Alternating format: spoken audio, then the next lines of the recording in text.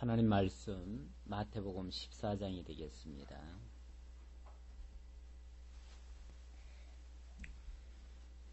14장 1절 봉독하겠습니다. 그때에 분봉왕 헤롯이 예수의 소문을 듣고 그 신하들에게 이르되 이는 세례 요한이라 저가 죽은 자 가운데서 살아났으니 그러므로 이런 권능이 그 속에서 운동하는도다 하더라. 전에 헤롯이 그 동생 빌립의 아내 헤로디아의 일로 요한을 잡아 결박하여 옥에 가두었으니 이는 요한이 헤롯에게 말하되 당신이 그 여자를 취한 것이 옳지 않다 하였음이라. 헤롯이 요한을 죽이려 하되 민중이 저를 선자로 여김으로 민중을 두려워하더니 마침 헤롯의 생일을 당하여 헤로디아의 딸이 연석 가운데서 춤을 추어 헤롯을 기쁘게 하니 헤롯이 맹세로 그에게 무엇이든지 달라는 대로 주겠다 허락하거늘 그가 제 어미의 시킴을 듣고 가로되 세례 요한의 머리를 소반에 담아 여기서 내게 주소서 하니 왕이 근심하나 자기의 맹세한 것과 그 함께 앉은 사람들을 인하여 주라 명하고 사람을 보내어 요한을 옥에서 목베어 그 머리를 소반에 담아다가 그 여아에게 주니 그가 제 어미에게 가져가니라. 아멘. 11절까지 봉독해드렸습니다. 예, 세례 요한이 죽임을 당했습니다. 참 안타까운 일인데 그 악한 일에 헤롯이 쓰임을 받고 있습니다. 거기에 또한 헤롯의 정부였던 헤로디아, 예수를 증거했던 증거자가 죽었습니다. 증인이 죽었습니다. 원래 증인이란 말이 그 말투스라는 말인데요. 전하고 죽는 자가 증인입니다. 말투스라는 말 속에는 순교라고 하는 그 단어 의미가 같이 포함되어 있어요. 그래서 예수의 증인이다. 하나님의 증인이다. 이런 표현들 쓰죠. 증인이라면 그를 위해서 죽는 자가 진짜 증인입니다. 바로 세례 요한이 예수를 위해서 예수를 증거하다가 죽임을 당했습니다. 참 증인의 모습이기도 하고요. 증인이 죽는다고 하는 것은 그 예수도 버림을 받는다는 뜻이기도 합니다. 한편으로는 예수님이 제자들에게 그렇게 말씀하신 적이 있어요. 사람들이 제자들을 영접을 안 합니다. 배척을 합니다. 그러니까 사람들이 너희를 영접지 않는 것이 아니라 바로 나를 영접지 않는 것이고, 너희를 배척한다고 하는 것은 바로 나를 배척하는 것이고, 너희를 죽이려 하는 것은 곧 나를 죽이려 하는 것이다. 세상이 너희를 미워하는 것은 바로 나를 미워하는 것이다. 그렇게 말씀하셨는데, 바로 세례 요한의 죽음은 곧 예수께서 세상으로부터 버림받게 된다고 하는 것을 가리키는 하나의 표적과 같은 사건이 되겠습니다. 지금 13장 53절로부터는 예수가 선지직을 가지신 그리스도이심을 증거하는 가운데서 행적을 통해서 증거하시는데 바로 버리심받을 표적을 보여주시면서 증거를 하십니다. 내가 사람들에게 이렇게 버리움을 받는다. 그 사실을 증거하기 위해서 먼저 자기의 증인되었던 세례 요한부터 버리움을 받습니다. 그리고 이어서 당신도 버리움을 받는데 여러 가지 표적들이 나타납니다. 오병이어 표적이라든지 몇 가지 표적이 나타나는데 그 표적들도 예수가 버림받는다는 사실을 증거하는 내용이 되겠습니다. 일반적으로는 그렇게 생각하지 않죠. 그러나 우리가 보는 견해는 그렇습니다. 예수가 버림받는다고 하는 것은 지난주에 잠깐 소개가 됐었는데요. 당신이 고향에 내려갔었어요. 그런데 고향에서 영접을 받았습니까? 배척을 받았습니까? 배척을 받았죠. 고향 사람들도 어릴 적에 별 볼일 없었던 사람이 목수의 아들 노릇이나 하고 아버지 목수일 할 때 옆에서 나무나 이렇게 해주던 그런 보잘것없던 사람이, 그리고 그 형제들은 다 우리와 같이 있는데 저 사람이 객지 나갔다가 오랜만에 돌아왔다고 해가지고 뭐 그렇게 달라졌겠느냐. 이런 식으로 인간적인 생각으로 그를 배척했습니다. 예, 그것은 바로 고향에서 배척을 받는 것은 장차 버림받을 것의 서곡이었고요. 그 다음 단계로서는 바로 세례 요한이 버림을 받게 되어집니다. 버림을 받게 되어지는데 그 과정이 참 안타까워요.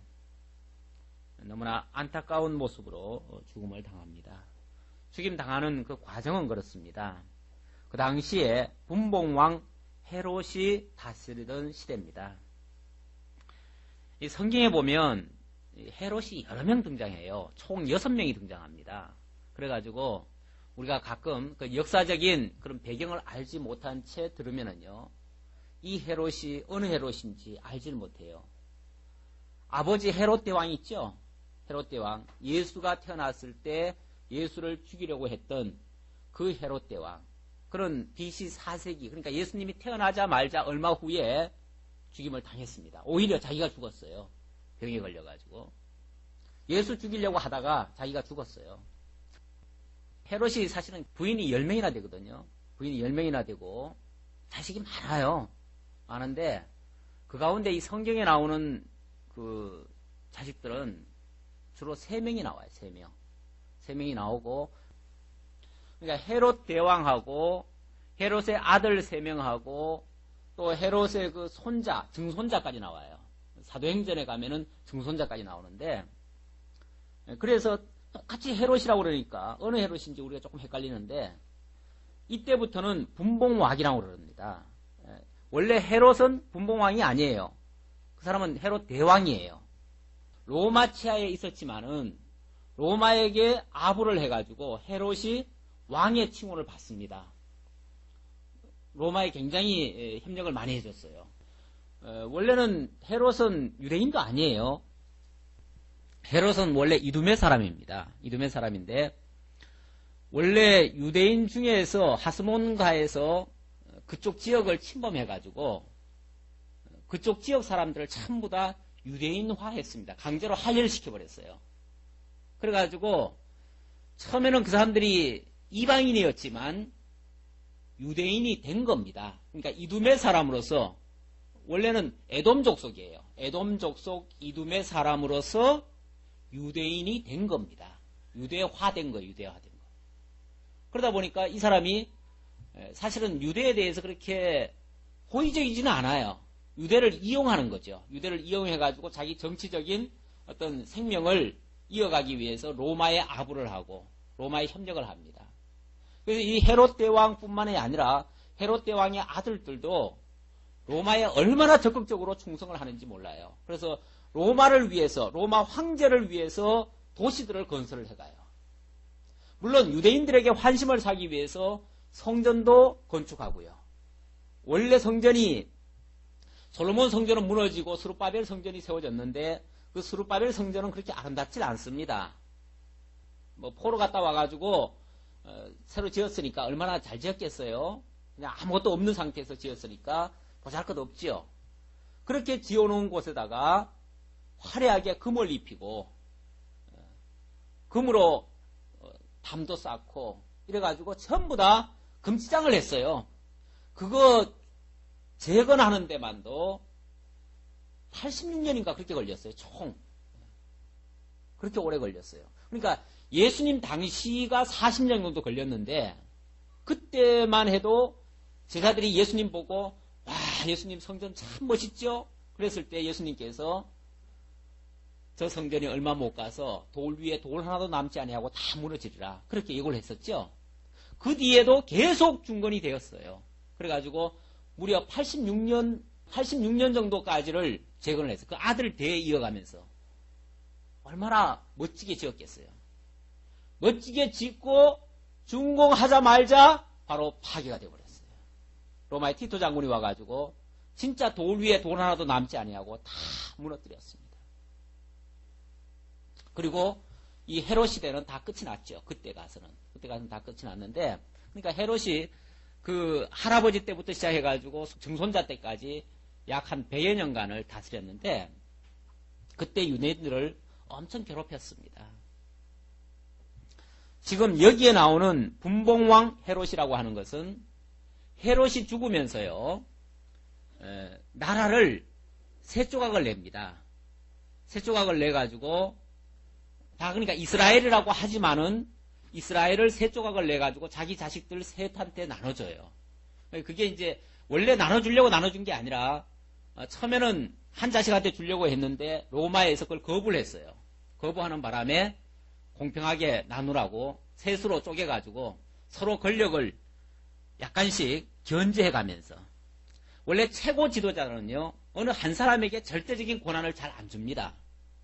많은 권력을 줘버리면 그 권력을 가지고 자기한테 도전할 수도 있기 때문에 적절하게 이 권력을 분산을 시키는 거죠. 이게 일종의 로마의 정책이기도 한데, 그래가지고 권력을 분산해가지고 세 아들에게 주었습니다. 첫째 아들이 헤롯 아켈라오고요. 이 사람은 헤롯 왕이 다스리고 있던 그 유대 지역, 사마리아 지역을 다스렸고요. 이두메 지역, 그쪽까지를 다 다스렸고,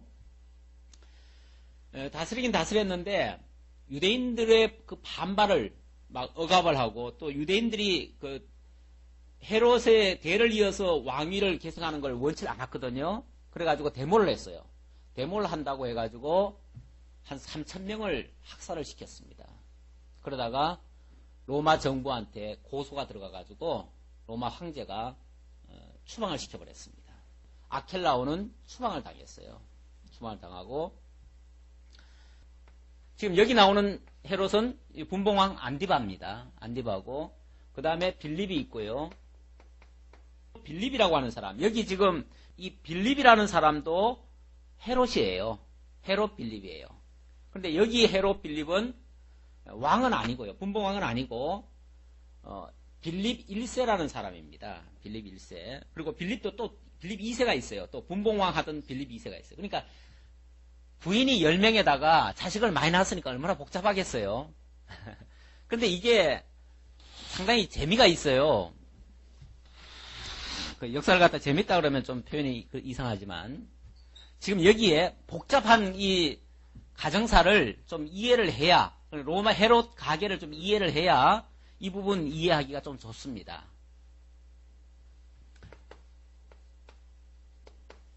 크게는 3명이 나오고요. 헤로디아까지 따지면은 이제 4명이 나와요.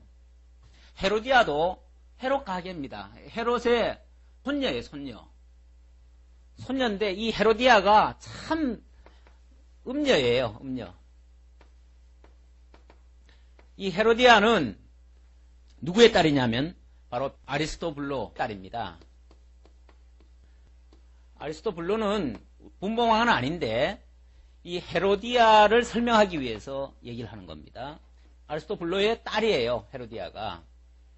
사실 여기 다 어머니는 다 달라요. 어머니는 다 다른데 세 사람이 분봉왕이에요. 분봉왕이고, 그 다음에 아들 가운데 빌립이 또 하나 있어요.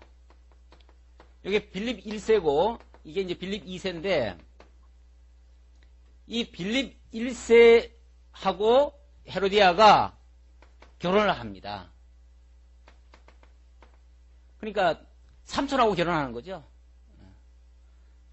이 결혼하기 전에 이 헤로디아는 사실은 또 한 번 결혼한 적이 있어요. 헤롯 대왕의 제일 큰 아들이 있어요. 쉽게 말하면 헤롯 2세지요. 헤롯 2세가 있었는데 헤롯 2세와 헤로디아가 결혼을 했어요. 먼저 한번 결혼을 했다가 이 헤롯 2세가 반역을 했습니다. 아버지를 반역을 했어요. 반역을 해가지고 죽임을 당했거든요. 죽임 당하고 나니까 할 수 없이 가부가 된 거 아니에요. 가부가 됐는데 이 헤로디아가 왕비가 되고자 하는 그 열망이 강했던 것 같아요. 그래가지고 빌립 1세한테 또 결혼을 했어요. 그런데 얼마 안 가가지고 이혼을 합니다. 여기서 이제 살로메가 태어나요. 왜 이혼을 하냐면 이 안디바하고 결혼하기 위해서. 이유가 결혼하기 위해서. 그러니까 총 3번을 결혼해요, 헤로디아가. 굉장히 복잡하죠. 그러니까 얼마나 그 왕비가 되고자 하는 열망이 강했는지 온갖 수단 방법을 다 동원해가지고 끝까지 자기가 왕비가 되고자 해서 하는데, 이것이 정당한 방법이 아니죠. 얼마나 지금 악한 방법입니까? 그리고 아까 이 세 분봉 왕들이 세 지역을 나눠 가졌다 그랬잖아요. 나눠 가졌는데 쉽게 말하면 이만큼이 유다 지역이고요. 여기에 이제 아켈라오가 다스리고요. 그 다음에 이 북쪽 지역, 갈릴리와 베레아 지역, 이쪽 지역을 이제 이 안디바가 다스리고요. 그 다음에 빌립이 이쪽 동편하고 이쪽 지역을 다스리고 있습니다. 이렇게 해서 나라를 세 조각을 내가지고 각기 나라를 다스리게 하는데 이것은 물론 정치적으로 서로 이제 그 권력을 분산시켜가지고 자기에게만 충성하도록 하는 거죠. 하는 것이고, 이렇게 아주 복잡한 관계에서 이런 악한 방식으로 하니까 이건 어떻게 보면은 지금 완전히 헤롯 가게도 아주 복잡해졌고요. 복잡해졌고 또 이 헤로디아 한 사람 때문에 지금 유다가 아주 쑥대밭이 되는 거예요. 꼭 엘리야 시대 때 아주 음녀가 하나 있었죠. 누구였죠? 이세벨. 이세벨과 똑같은 여자입니다. 똑같은 그런 방식이에요. 그렇게 복잡해요. 그 이세벨의 딸도요, 유다 왕국을 망치기 위해서 그 집에 시집 와가지고 어떻게 하죠? 그 자식들을 다 죽이잖아요. 유다의 씨를 아주 말리려고 하잖아요. 그런 일을 했었는데, 물론 여기서는 아직 그 모습까지는 안 나왔지만 헤롯을 죽이는데 보면 얼마나 잔인하게 그 딸 살로메를 동원해가지고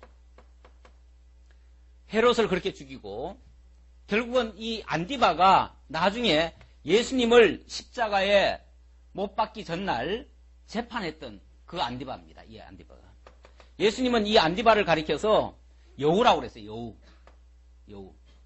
사실은 이 안디바를 조종한 자가 누구냐면 헤로디아예요. 그러니까 헤로디아가 완전히 음녀 역할을 하고 그렇게 안디바를 미혹을 해가지고 요한도 죽이고 예수도 결국은 십자가에 뭐 직접 못 박으라고 한 건 아니지만은 신문을 했었어요. 신문을. 원래 신문을 해가지고 죄가 없으면은 죄가 없다라고 얘기를 해야 되는데 그렇게 하질 않았던 거죠. 결국은 예수님 죽이는 일에도 관여를 한 거죠. 협력을 한 거죠. 일찍이 구약 성경에 보면 예수님이 오시면은 이 에돔 족속이 소동할 것처럼 그렇게 예언된 바가 있습니다. 민수기 같은 데서 장차 큰 별이 나타나면 에돔 족속이 이 편에서부터 저쪽까지 소동하리라 이런 표현이 있었는데 이 헤롯 대왕이 쉽게 말하면 그 에돔 족속이에요. 에돔 족속이고 그 자식들이 결국은 그 유다를 괴롭히고 예수를 핍박하고 죽이는데 도구로 쓰여지는 거예요. 거기에 헤로디아가 또 그 악역을 담당하고 있고요. 그러니 이것을 어떻게 세례 요한이 가만히 내버려 두겠어요? 어떻게 여기에 대해서 지적을 안 할 수가 있어요?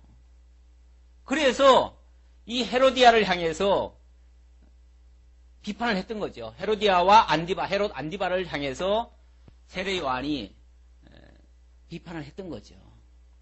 너희들이 하는 일이 지금 굉장히 잘못된 일이다. 유다로서는 용납할 수 없는 일을 하고 있다. 율법에서도 이게 다 그만 얘기 아니에요? 율법에서 어떻게 이런 결혼을 할 수 있으며 이런 짓들을 할 수가 있어요. 이건 완전히 동물이나 할 수 있는 그런 짓을 지금 일국의 왕이라는 작자들이 이런 짓을 하고 있으니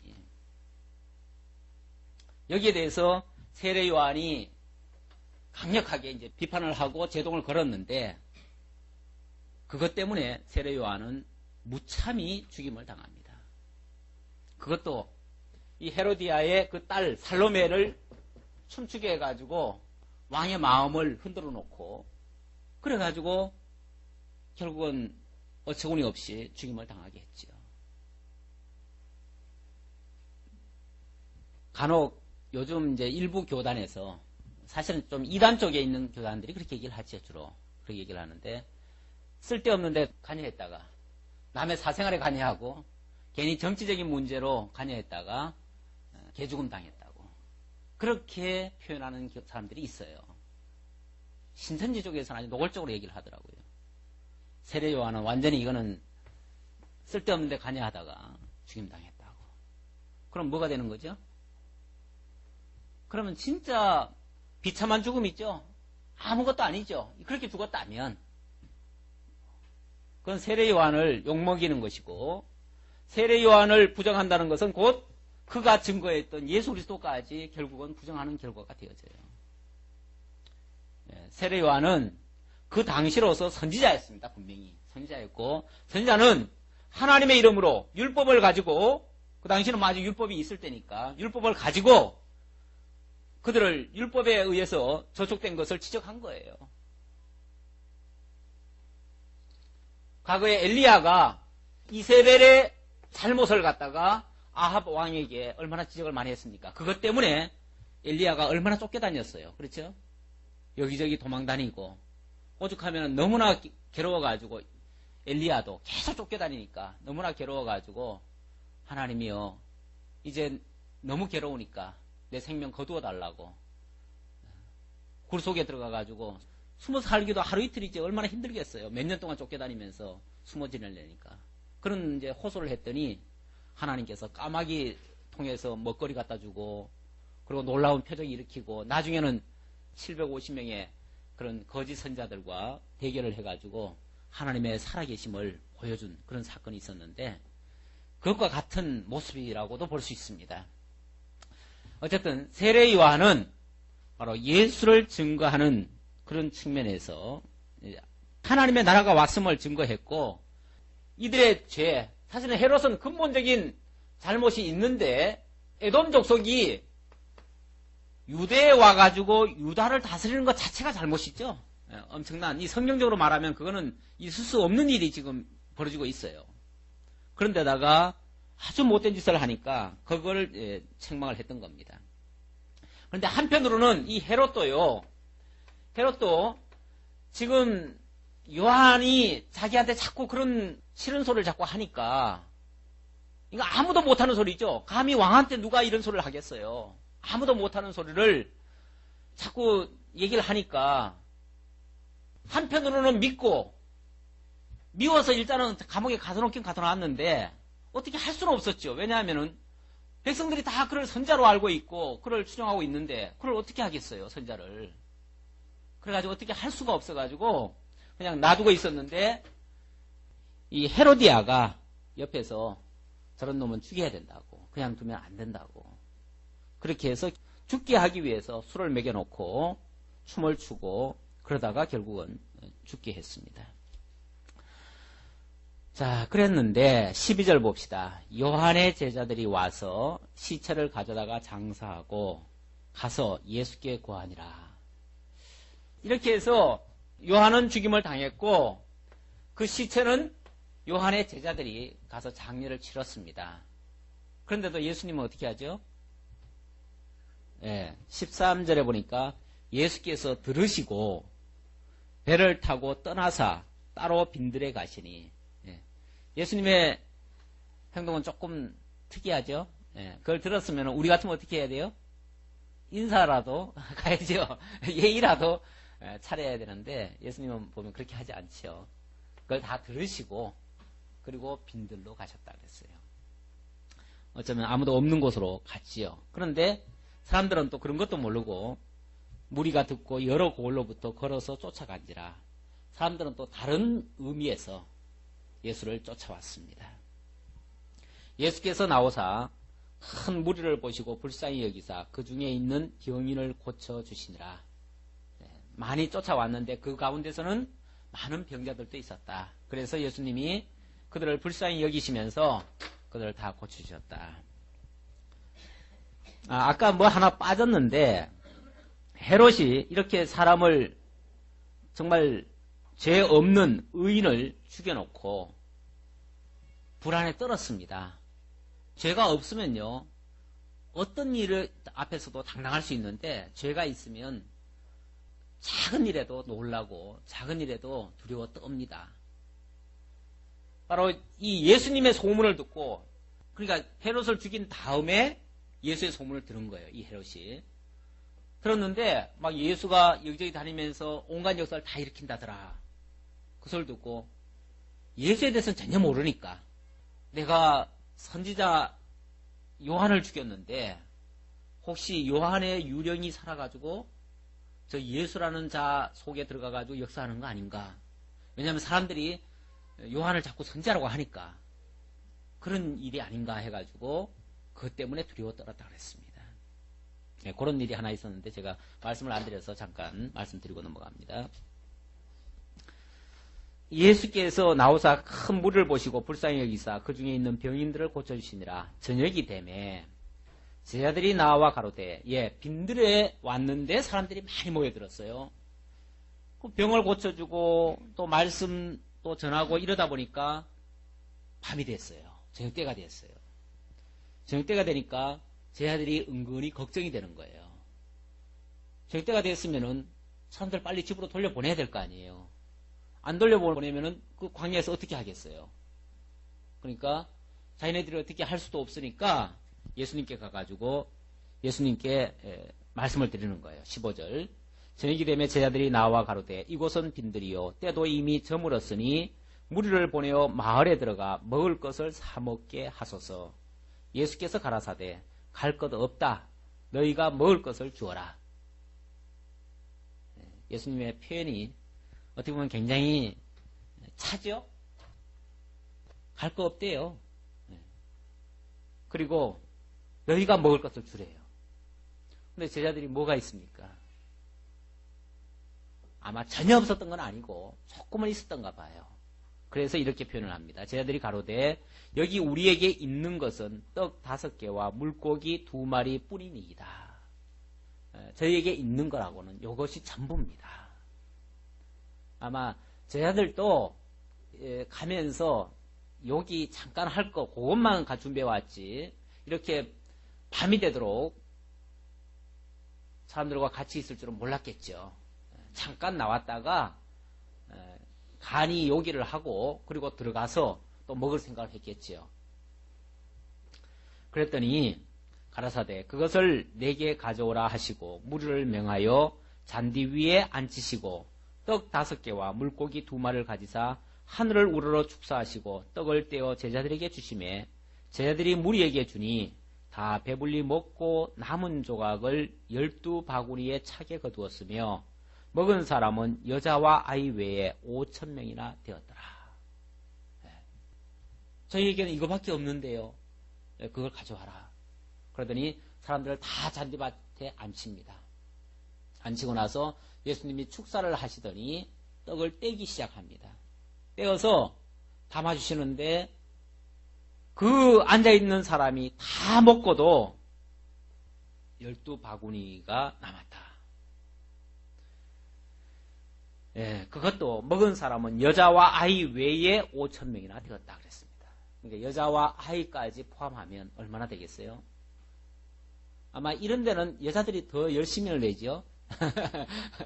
그렇게 되어지면 아마 좋기 만여 명 이상은 됐을지 모르겠어요. 그쪽 지역은 또 우리나라하고 좀 달라가지고 여자들의 활동은 조금 남자들만큼 더 못할 수도 있긴 있어요.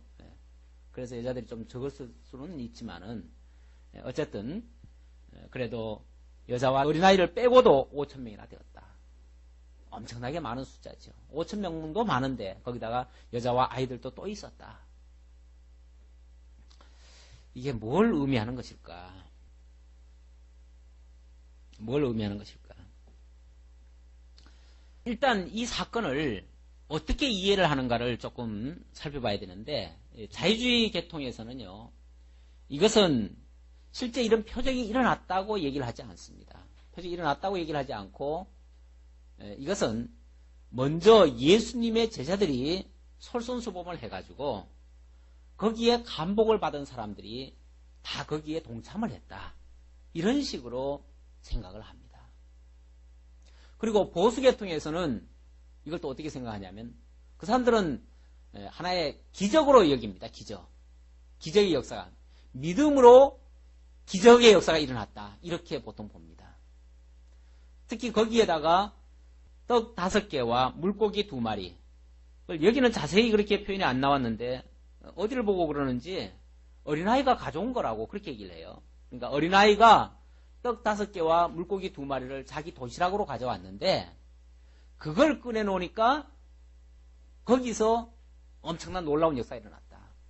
그래서 작은 것이라도 믿음으로 바치면은 아주 큰 역사가 일어난다. 그래가지고 성도들에게 뭔가를 이렇게 바치도록 하는, 거기에 초점을 맞춰가지고 많이 강조를 합니다. 그래서 예를 들자면 요즘같이 이 불황기에 불황을 이기는 믿음 이런 이제 제목이 나올 법하죠. 불황을 이기는 믿음 어떻게 하면 돼요? 작은 거, 내 가진 거 전부 그걸 다 내놓으면 엄청나게 큰 역사가 일어난다. 뭐 그럴 수 있죠. 있기야. 그렇죠? 네. 각 가정에서 있는 재산 다 갖다 내놓으면 엄청나게 큰 역사가 일어나지요. 그럴 수는 있지만 이게 과연 그 말일까? 그 말은 아니죠.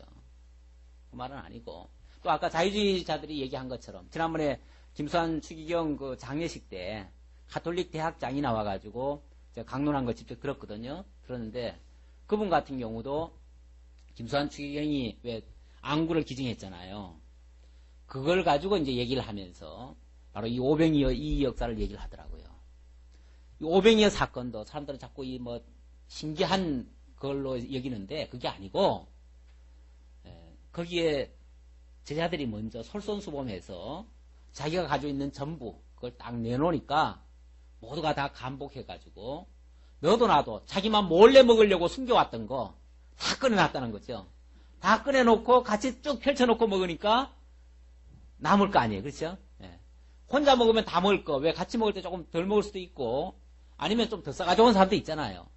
그래가지고 결국은 다 먹고도 12강주나 남았다.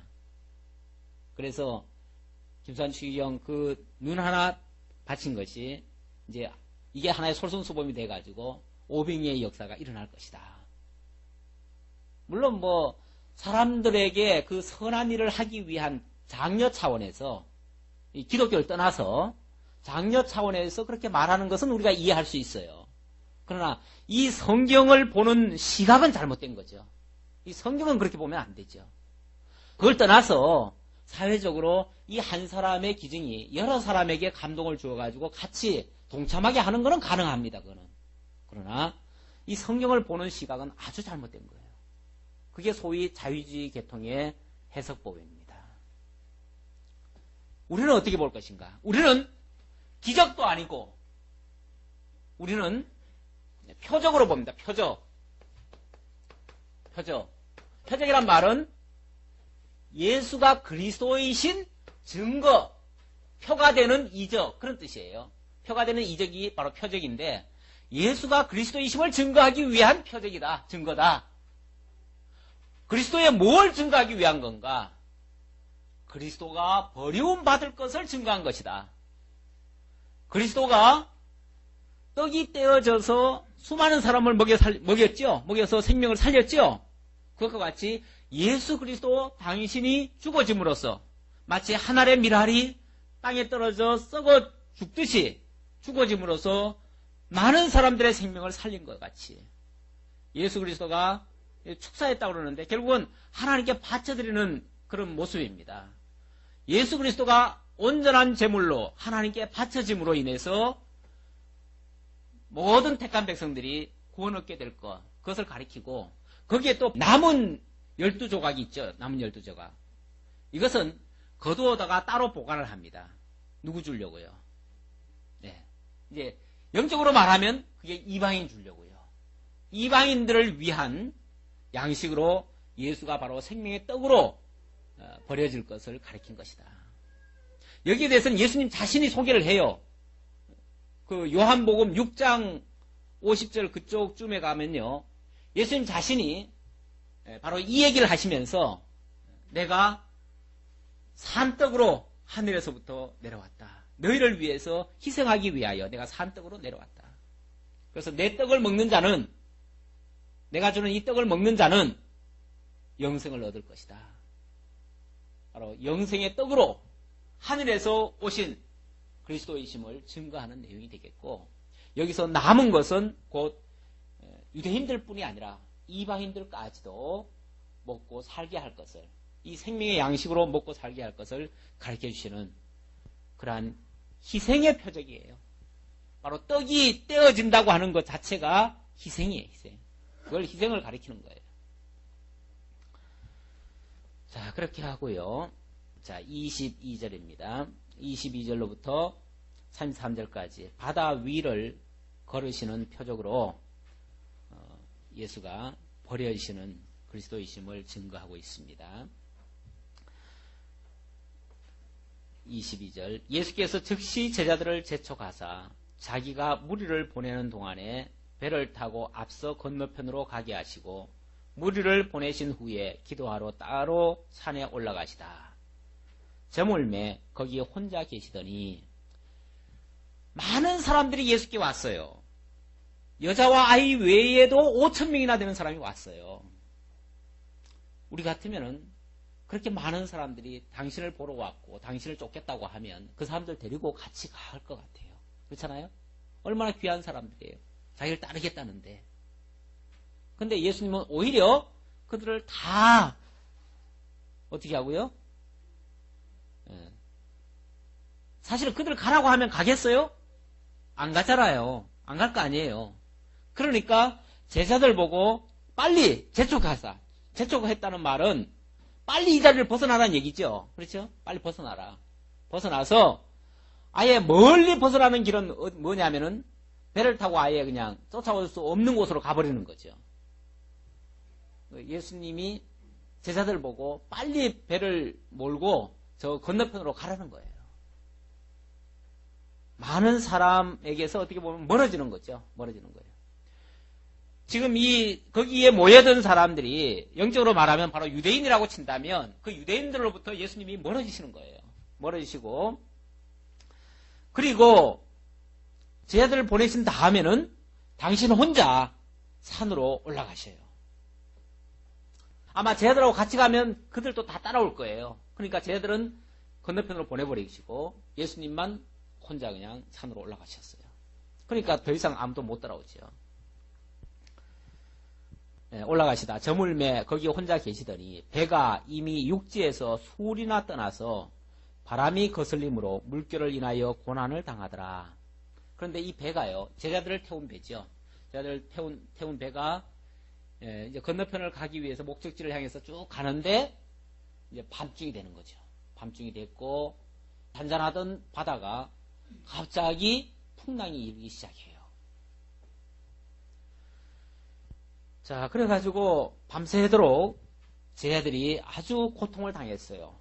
밤 4경쯤이라 그랬습니다. 밤 4경이면은 새벽 3시에서부터 6시 사이입니다. 그때가 가장 깊은 밤이죠. 그때는 아무도 누가 도와줄래야 도와줄 수 없는 그런 상황이고 일기도 가장 나쁜 때입니다. 그때에 예수께서 바다 위로 걸어서 제자들에게 오시니 제자들이 그 바다 위로 걸어오심을 보고 놀라 유령이라 하며 무서워 소리 지르거늘 캄캄한 밤중에 아직 새벽이 안 됐으니까 얼마나 어둡겠어요. 그 어두운 중에 뭔가 시커먼 게 막 파도 때문에 밤새도록 시달렸는데 갑자기 뭐가 아주 시커먼 게 앞에서 오는 거예요. 그러니까 얼마나 놀라겠어요. 밤새 시달린 데다가 또 시커먼 물체를 보고 놀라가지고 유령이다 하고서 안 그래도 막 공포에 질려 있는 데다가 그걸 보고 놀랐어요. 그랬더니 예수께서 즉시 일러 가라사대 안심하라 내니 두려워 말라 나 예수다. 그러니까 두려워하지 말고 기다려라 그렇게 말씀하신 거죠. 그 말에 너무나 기뻐가지고 베드로가 대답하여 가로되 주여 만일 주시어든 나를 명하사 물 위로 오라 하소서 한대. 이 베드로는 어떨 때 보면 꼭 어린애 같은 그런 순진한 모습도 있어요. 사실은 그게 좋은 모습입니다. 기쁠 때는 기쁘다는 표현도 해야지요. 예수라는 말에 그 밤새도록 시달렸던 그 고통스러웠던 생각들이 다 사라져버리고 순간적으로 그 예수를 보고 싶어가지고 예수께 진짜 예수님이시라면은 저한테 오라고 하십시오. 오라고 말씀해 보십시오. 그렇게 이제 얘기를 한 거죠. 그랬더니 예수님께서 오라 그랬어요. 이게 아마 예수가 아니라면 이건 유령이죠. 그렇죠? 가끔 보면 전설의 고향 같은 데 보면은 밤에 누가 뭐 나타나가지고 오라고 손짓하잖아요. 오라 그러고 목소리가 들려가지고 그 소리 듣고 나갔는데 그 다음날 보면 죽었잖아요. 그런 경우가 많지요. 그 진짜 유령이죠. 그건 진짜 유령인데 예, 베드로도 그 음성을 듣고 그냥 물속에 덤벙 뛰어들었어요. 이것저것 계산했으면 아마 절대 못 뛰어들었을 텐데 예수라는 말에 너무나 순진해가지고 그냥 탁 뛰어들었어요. 그냥 뛰어들어가지고 잘 오다 말고 갑자기 바람을 보고 무서워 빠져가는지라 그랬죠. 바람을 보고 갑자기 파도가 막 밀어치니까 아이쿠 하면서 순간적으로 그걸 보고 큰일 났다 싶은 거예요. 그때 정신이 번쩍 난 거죠. 번쩍 났는데 그 번쩍 난 정신이 그냥 물속으로 빠져들어가는 거죠. 그래서 소리 질러 가로되 주여 나를 구원하소서 하니 마지막 비명으로 주여 나를 구원하소서 하고 이 소리 질렀더니 예수께서 즉시 손을 내밀어 저를 붙잡으시며 가라사대 믿음이 적은 자여 왜 의심하였느냐 하시고 믿음이 적은 자여. 예. 그냥 예수께서 오라고 그랬으면 그냥 가면 될 걸 뭐 때문에 그 파도 보고 놀랐냐 이 말이죠. 예. 사실 이건 뭐 베드로만 그런 게 아니라 모든 사람이 다 마찬가지죠. 어려운 현실만 만나면 우리가 말씀 들을 때는 뭐든지 다 이길 것 같잖아요. 넉넉히 다 감당할 것 같잖아요. 그런데 어려운 현실만 딱 닥치면 어떻게 돼요? 바로 쓰러지잖아요. 이걸 우리가 수없이 반복하잖아요. 그래서 또 들어야 될 이유가 또 있고 그래서 또 배워야 되고 한번 들은 것으로 온전치를 못합니다. 계속해서 끊임없이 그 말씀이 나를 지배하고 장악하도록 그렇게 해서 계속 배워야 되는 이유가 바로 그건데 바로 베드로도 순간적으로 예수를 믿지를 못했던 겁니다. 예수의 그 말씀을 그러니까 그 현상 앞에서 잊어버린 거죠. 그래가지고 그만 빠져들어갔던 겁니다. 배에 함께 오름에 바람이 그치는지라 배에 있는 사람들이 예수께 절하며 가로되 진실로 하나님의 아들로소이다 하더라. 진실로. 그럼 지금까지는요? 지금까지는 진짜 하나님의 아들인 줄을 좀 잘 몰랐던 거죠. 이런 사건을 통해서 진짜 하나님의 아들이심을 더 한번 아주 가슴 깊이 새기게 되는 거죠. 새겨지는 거죠. 그러니까 이 어려운 상황이 있었으니까 그게 더 깊이 박히는 거예요. 이런 어려움이 없었으면, 빠져들어가는 어려움이 없었으면, 또 그 풍랑, 그 무서운 풍랑이 없었으면 도저히 예수가 하나님의 아들이라고 인정하기가 쉽지 않지요. 절하며 가로되 진실로 하나님의 아들로소이다 하더라. 이렇게 해서 바로 예수가 하나님의 아들이심을 확실하게 증거를 했습니다. 그런데 이런 상황이 벌어지게 된 것도요, 이게 결코 우연한 사건이 아닙니다. 우연한 사건 같았지만은 사실은 이렇게 되어질 것이 일찍이 선지자를 통해서 예언한 바가 있어요. 시편 107편 23절에 보면 이런 말씀이 있습니다. 제가 아까 묵상한 내용인데요. 선척을 바다에 띄우며 큰 물에서 영업하는 자는 여호와의 행사와 그 기사를 바다에서 보나니 여호와께서 명하신즉 광풍이 일어나서 바다 물결을 일으키는도다. 광풍도 그러니까 파도도 큰 파도도 여호와께서 일으키는 것이다. 바다에 있는 사람들에게 여호와의 행사와 기사를 보여주시는 하나님의 역사다 그 말이죠. 저희가 하늘에 올랐다가 깊은 곳에 내리니 그 위험을 인하여 그 영혼이 녹는도다. 지금 제자들의 모습이 그랬습니다. 하늘로 부쩍 올라갔다가 뚝 땅으로 떨어지듯이 이게 이제 파도에 의해서 배가 그렇게 몰고 내리고 했다 그 말이죠. 저희가 이리저리 구르며 취한 자같이 비틀거리니 지각이 혼돈하도다. 파도와 밤새도록 싸우느라고 얼마나 시달렸습니까? 그랬는데 이에 저희가 그 근심 중에서 여호와께 부르짖음에 그 고통에서 인도하여 내시고 광풍을 평정히 하사 물결로 잔잔케 하시는도다. 바로 하나님께서 그 고통 속에 있는 자들이 그 어려움을 여호와께 부르짖을 때에 그 고통에서 인도하여 내시고 광풍을 평정케 해서 물결로 잔잔케 하실 것이다. 이렇게 이제 선지자를 통해서 예언을 한 거죠. 저희가 평온함을 인하여 기뻐하는 중에 여호와께서 저희를 소원의 항구로 인도하시는도다. 이렇게 광풍을 일게 하고 그 속에서 여호와께 부르짖게 만들고 여호와께서 놀라운 역사로 강풍을 잠잠케 하시고 평탄케 해가지고 소원의 항구로 약속한 곳으로 인도해 가실 것이다 라고 예언했는데 그렇게 이루시는 분이 바로 예수 그리스도입니다. 예수께서 그 일을 이루심으로써 그가 참 하나님의 아들이심을 하나님이 보낸 자이심을 알게 됐다 그 말이에요. 물론 여기 결론적인 말씀으로 그 사건을 통해서 배에 있는 사람들이 예수께 절하면서 진실로 하나님의 아들이로소이다 이렇게 한마디 했지만은 그 말씀 속에는 시편의 이 예언이 시편 107편 23절의 예언이 그대로 이루어졌다는 것을 우리가 확인할 수 있는 거죠. 그걸 통해서 예수는 바로 그 예언대로 오신 하나님의 아들 그리스도가 틀림없다 라는 사실을 확인할 수가 있습니다.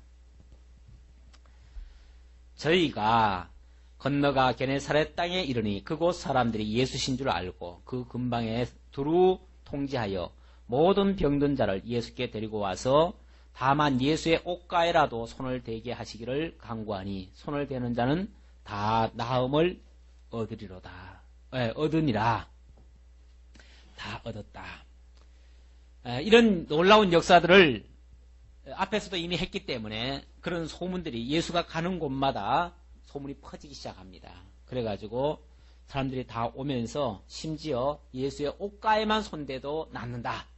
어떤 여인이 옷가에 댔다가 나은 적이 있잖아요.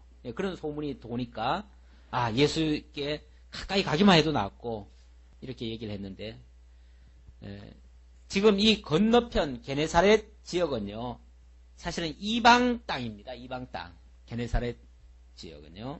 그러니까 그 당시는 이미 사실 로마에 의해서 다 이 분할 통치되는 시대이기 때문에 국경선이라는 게 뚜렷하게 있는 건 아니에요. 여기서 여기까지는 이스라엘이다. 뭐 이런 게 잘 없어요. 없는데 뭐 어차피 다 로마 치하니까. 그러나 엄밀하게 말하면 이 사람 이쪽은 이방 지역이라고 말할 수 있어요. 이렇게 예수께서 어떻게 보면 유대인들은 지금 버리고 이방인들하고 지금 간 거 아니에요. 그렇죠? 가가지고 그들에게 또다시 유대에서 있었던 그런 일들을 증거함으로써 당신이 이방인을 위해서 복음을 증거하는 그리스도이심을 증거했습니다. 그런데 여기에 나타나는 표적 이미 말씀드렸지만은 일반 은사운동하고는 다릅니다. 이러한 표적들이 그 이후에는 사실은 이 제자들에게서나 또 다른 자들에게서는 일어나지 않는 것이 보편적인 것이고 이것은 오직 예수가 그리스도이심을 증거하는 그런 표적으로만 가능한 것입니다.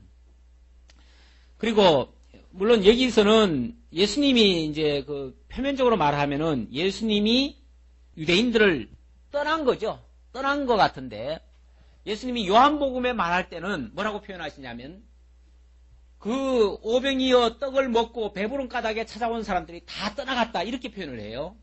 그렇게 얘기를 하죠. 우리 요한복음 제가 성찬할 때 그 얘기를 했었는데 그쪽 보면은 유대인들이 다 떠나갔다라고 얘기를 해요. 우리는 현상적으로 봤으니까 예수님이 떠난 것 같지만은 예수님은 그들의 마음 속까지 다 들여다보고 있잖아요. 그러니까 그들이 진짜 예수가 좋고 예수가 그리스도인 줄 알아서 찾아왔다기보다는 예수가 하시는 일 있잖아요. 정말 떡을 먹여주고 병자를 고쳐주고 그런 것 때문에 찾아온 사람들이 더 많아요. 그러니까 예수님이 떠난 거예요. 그러니까 그것은 이미 마음으로 그들이 내 곁을 다 떠난 것이다. 떡을 먹은 까닭에 온 것은 진짜 나를 쫓은 것이 아니다. 그런 의미에서 예수님이 저들이 다 나를 버렸다. 이렇게 표현하신 거예요. 그러니까 예수님은 이미 그들의 중심까지 다 알기 때문에 그런 말씀을 하실 수 있는 것이고 우리는 현상만 보기 때문에 현상만 보면은 예수님이 그냥 피하신 걸로 돼 있죠. 그런 차이라고도 볼 수 있습니다. 어쨌든 이 14장 전체를 통해서는 예수가 바로 버리심 받을 것, 유대인들에게 버리심 받고 이방인들에게 복음을 증거하시고 이렇게 하실 것에 대한 표적인 것을 알 수가 있습니다.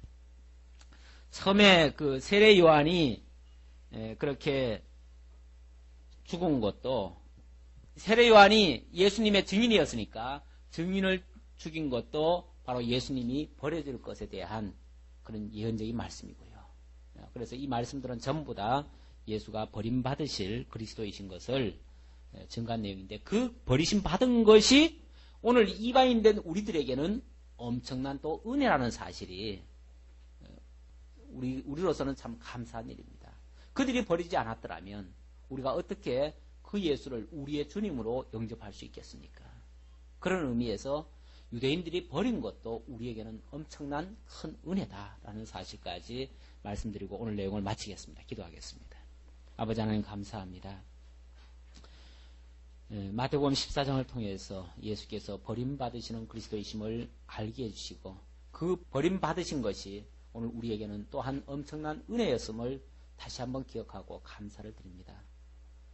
언제나 우리를 환난 가운데서도 소망의 항구로 인도하여 가시는 전능하신 하나님의 능력을 맛보게 하시고, 그 하나님의 은혜 영광을 늘 찬양하는 우리 모두가 되게 하옵소서.